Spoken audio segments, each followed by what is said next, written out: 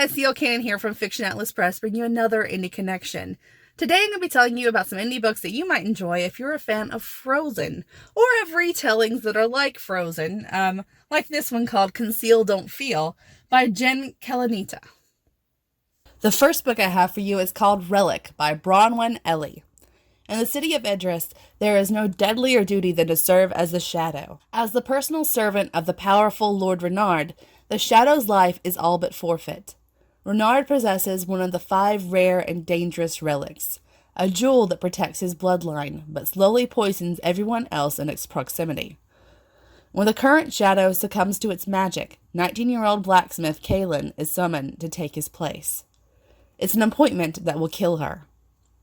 As the time Kaylin has left ebbs away, hope begins to fade. That is, until she discovers a plot to destroy all 5 bloodlines in possession of the relics.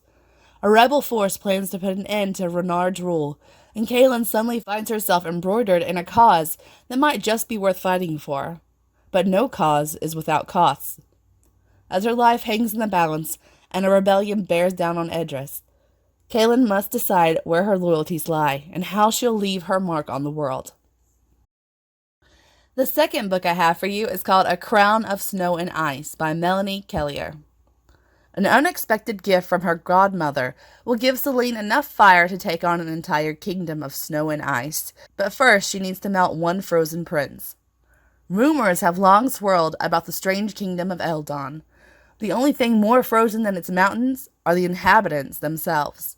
But Princess Celine has never backed away from a challenge, so she eagerly accepts an invitation to visit. Yet the situation in Eldon is even worse than Celine feared, and if the kingdom is to have any hope of freedom or a future, she's going to have to call on new skills and new allies, including the Crown Prince Oliver. But against an enemy stronger and colder than ice, all her fire may not be enough.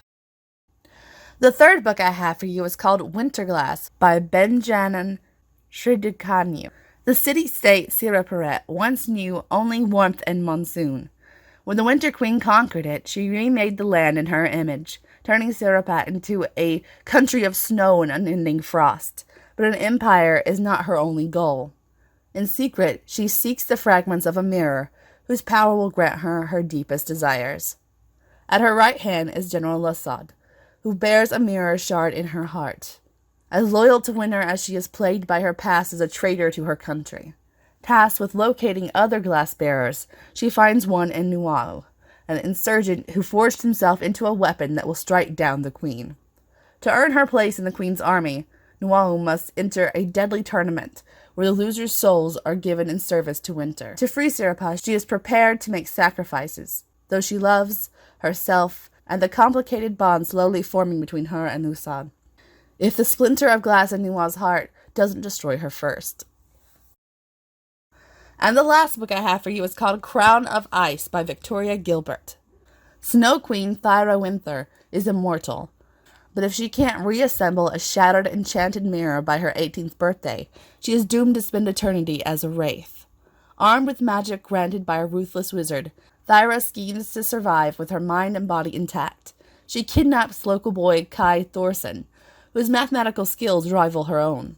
2 logical minds, Thyra calculates, are better than 1. With time melting away, she needs all the help she can steal.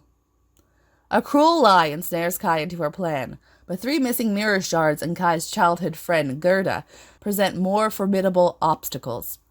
Thyra is willing to do anything, venture into uncharted lands, outwit sorcerers, or battle enchanted beasts to reconstruct the mirror.